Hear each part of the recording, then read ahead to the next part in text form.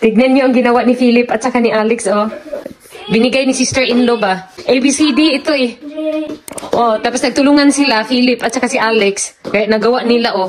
Memorize na ni Kuya Alex yung alphabet. Madali lang niyang nagawa dahil si Philip, memorize na rin niya. Ang hindi lang alam ni Philip bigkasin yung M at saka N. Nahirapan siya. Who do that, Kuya? Tell to titos. Good morning, good afternoon, good evening mga titos, titas! Ang haba naman yan. No? Tuwang-tuwa sila. Masyado daw mahaba. Nito. Oho. Ayaw nilang lumabas dahil masyado daw malamig sa labas. Ayan, tinanggal na naman ulit ni Kuya Alex. Choy, ito Kuya Alex. Ay, mga bata talaga. Pagkatapos i-build ABCD, tanggalin na naman niya ulit. Pinahirapan mo lang yung sarili mo, Kuya Alex ko ba? Ayan. D, C. Pataka naman ka, Philip. Nani. Pagkatapos nila, Philip at Alex maglaro, tutulungan daw nila ako dito sa kusina.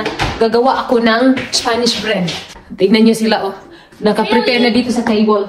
Good luck na lang sa akin kung paano namin to gawin. Ito yung Spanish bread namin.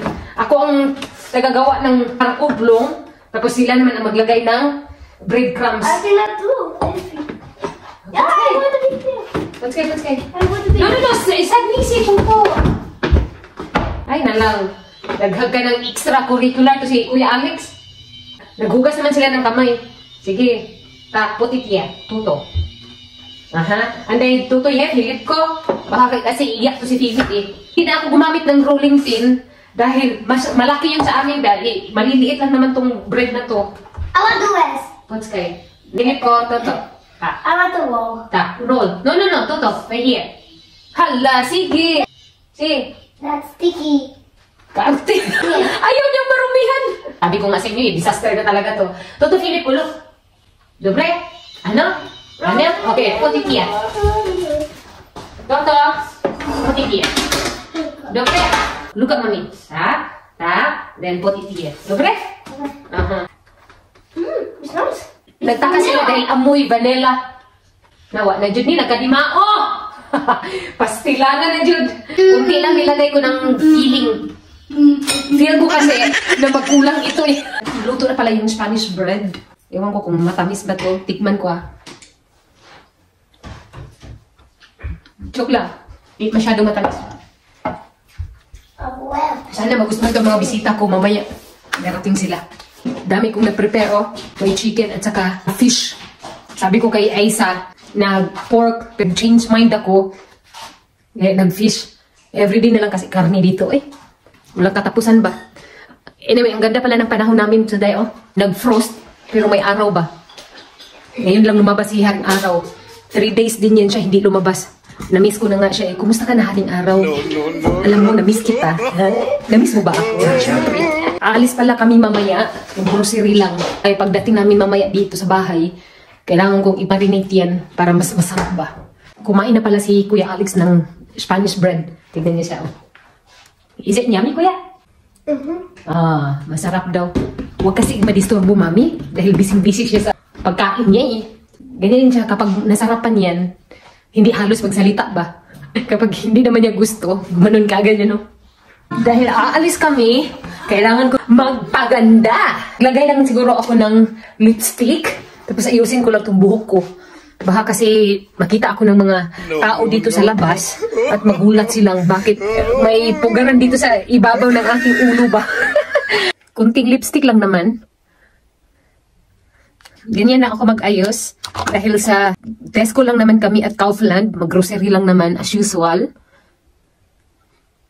Ganyan lang. Kasimple. Nandito pa pala sa lamin. At yung outfit check ko, yan lang. Blanket. Hindi na yung kumot. Dahil sa inner lang ito eh. Siyempre yung jacket ko, kumot na yun. Kasi nagpo-frost na sa labas ba. Kapag ganitong buwan, January, yun ang pinaka malamig. At the same time, hindi ka makalabas kung hindi triple yung suot mo. Maninigas ka talaga sa sobrang lamig. Dalawa tong ganito ko, turtleneck. Pabalik-balik na lang ba? Total sa loob lang naman to eh. Hindi ba to pwedeng isuot na kaganito lang? Malamig pa rin, Diyos ko. Ikaw pa naman na -2. Lalagyan ko pala ang buko ng ganito, oh. Parang stick wax ba? Para yung langaw madulas dito. Kahit mag-grocery lang kami, pinahapay ang buhok ba? Lagyan pa ng hairspray. Akala mo kung may parting atinan eh. Para maganda naman, minsan lang tayong lumabas eh. Ang ending grocery lang pala. Tingnan nyo oh, nag-frost pa rin oh. Pero unti-unti nang natunaw. Nga, malamig. Dahil may hangin. Lumabas lang si Haring Araw saglit, tapos lumubog na siya. 3 o'clock pa lang in the afternoon dito sa Slovakia. Wala na oh, nag-sunset na. Ang gunang magmadali, iniwan na ako ni Vladimir, Philip at saka ni Alex. Anyway, kinuha lang naman ni Vladimir yung sasakyan doon kinabiyanan. Alangan naman sa General Santos City. Ay, dami ko palang dala. Oh, nagkabiba na ako. Tubig. At syempre, yung aking bilyon. Bumalik pala kami kasi naiwan yung tray at saka mga bags. Yeah. Tita Isa and Tito Martin. Ano? Putom. Dobre. And then we need to go for grocery first. Ayun si Philip. Oh, balot na balot. Nakalimutan kasi ni Vladimir eh. Sinabi ko sa kanya, ba't hindi mo ako na-inform? Sabi niya eh, alam ko busy ka sa sarili mo ha. Nagpapaganda lang pala. Akala mo kung maganda talaga eh. Sabi niya, Mike. Ang tagal naman ni Vladimir. Baka laro naman yun sa mobile phone. Nandito na pala siya. Nag-drop by kami dito sa Ubi. Pumasok doon si Vladimir. Bibili lang daw siya ng parang ruska sa kanyang yung rock sa pantry. Ayan, nandoon siya sa loob. Saglit lang daw siya bago kami pupunta doon sa Tesco at saka Kaufland, Trinava. Kaya sinabihan ko si Kuya Alex, huwag na kami sumama para mas madali ba. Kapag kasama kami, baka maabutan ng 20 minutes. Anong oras na? Mamaya-maya. Wala nang liwanag. Madilim na. Mas madilim pa sa relationship ninyo. Hindi na mapakalitong dalawa, oh. Philip ka. Ciao. Titos, titas, oh. Hoy. Nasaan na to sila? Nagtago na. Philip ko. Titas. Ayan. Uy, nagulat na ako. Kung bakit nagtatabi na tong dalawa. Dito na ako sa front. No, kuya. No. Kuya ha, Velmisle. Ni Kauflando, ni Tesco. Okay, Preston ha. Iwan ko pa kung ba't pinatabi na to ni Vladimir, uy. Kaya panay, suntukan nilang dalawa. Nagharutan ba? Kasi mas maganda naman ako dito kapag nasa front ako. Nandito na pala kami sa Tesco Trinava as usual. Mamimili na kami. Ang buong Tesco bilhin namin para hindi na kami pabalik-balik dito every Saturday. Mauna ako dahil naihi na ako ba kanina pa. Ang daming tao. Bakit one way lang ito? Papuntang KCC Jensen na ito. Una kong hahanapin pala is yung toilet. Dahil hindi ko na kaya. Iniwan ko na sila doon. Magkita lang kami dito sa loob. Anyway, maglagay naman si Vladimir ng mga buti doon sa machine para ma-refund. Yung mga buti kasi dito, may bayad. Kapag dinalik mo doon sa machine, may pera sa basura. Bakit wala sila Vladimir dito? Nasaan kaya sila? Machine dyan, oh. Yung may mga taong nagpila. Nilalagay yung mga buti para magbigay din sila ng pera. Hanapin ko dito si Philip at saka si Alex. Baka nandito na sila sa loob. I thank you Lord, wala na masyadong tao. Nasaan na si Philip at saka si Alex? Usually dito yan sila sa mga laruan. Wala pa sila dito. Ay, mag-start na akong magkulit ng mga dapat naming bilhin after Christmas. Wala na, nandun pala si Vladimir. Mabuti na lang matalas yung paningin ko. Nakita ko kaagad si Vladimir. Maghahanap pala ako ng wine dito. Sabi ni Aisa, mas masarap daw yung Hugo. Ang brand, white wine daw yun eh. Diyos ko, sana mahanap ko yun dito. White wine, nasaan ka na? Magpakita ka sa akin. White wine naman ito dito eh. Hugo. Nasaan ka? May nakita akong Hugo oh. Kaso nga lang, sobrang mahal naman. Uy, 4 euros. I-check na lang namin doon sa Kaufland mamaya. Ilang percent pala to? 7.3% lang. Hindi man to makabuyong, uy. Parang champagne lang. Nandito na naman sila. Sumakay na naman sa helicopter. Mag-antay daw kayo mga taga-Jensen. Parating na si Philip at saka si Alex. Look at here. Philip, kuya. Agoy, Diyos ko, United States Army daw, oh. Hala. i-prepare nyo daw yung tuna dyan sa Jensen. Parating na si Philip at saka si Alex. Ito ba? Tagdobre. No? Oh, kunwari eh. Kaya pala nag-request talaga si Kuya Alex na dito sa Tesco Trinava. Dahil marami silang pwedeng sakyan. Doon sa kabila meron. Pero ito yung gusto niya. Mabuti na lang, may coins akong dala. Haya? No, it will never be haya. Akala niya totoo yan eh. Laruan lang yan, Philip. Kapag malaki ka na, magiging army ka, ayan, pwede ikaw ang mag-drive.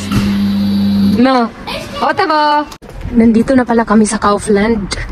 May hindi kami nabili doon sa Tesco dahil wala ang stocks. Thank you Lord, kunti lang ang tao. Siguro sila knockdown Christmas at saka New Year. Nanyo si Kuya Alex, oh, hip-hop. Oh. Ano ba, trouser? Gay, small, tam-tam. Siguro siya burik. What do you want? You got coins? Dobre. Dito na kami sa loob ng Kaufland. Of course, diretso tayo sa mga wine. Hahanapin ko yung sinabi ni Aiza. Sana nandito na yung hugo.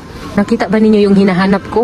Nasaan kaya yun? Magpakita ka sa akin. Parang awa mo na.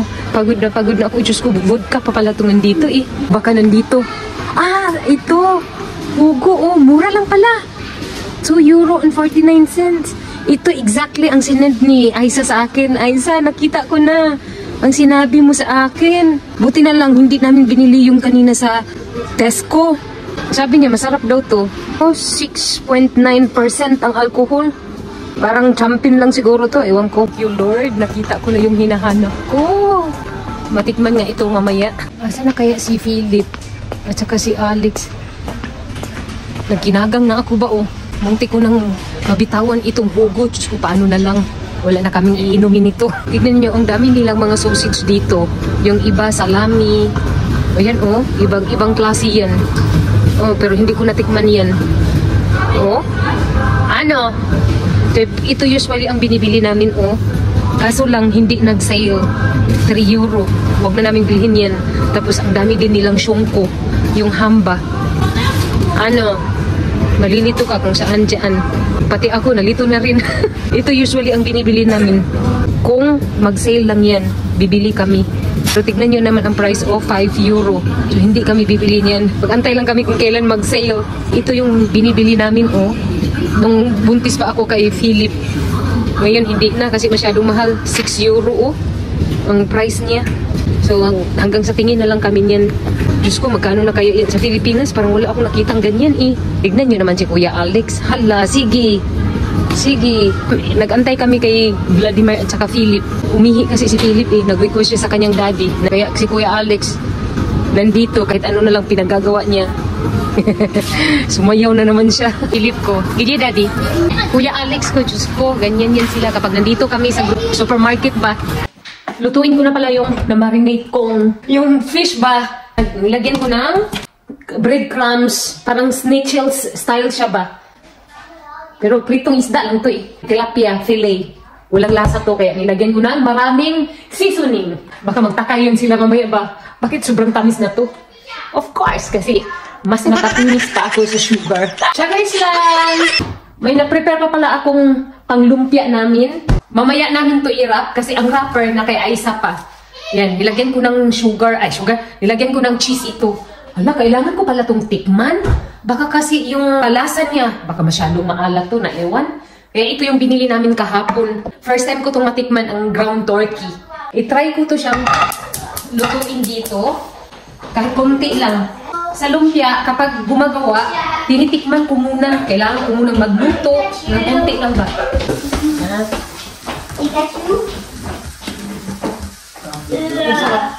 I-try nyo yan, ground turkey. Masarap ang lasa. Ready na yung fish. So, yun lang naman ang ulam natin today. Plus yung lumpiang Shanghai.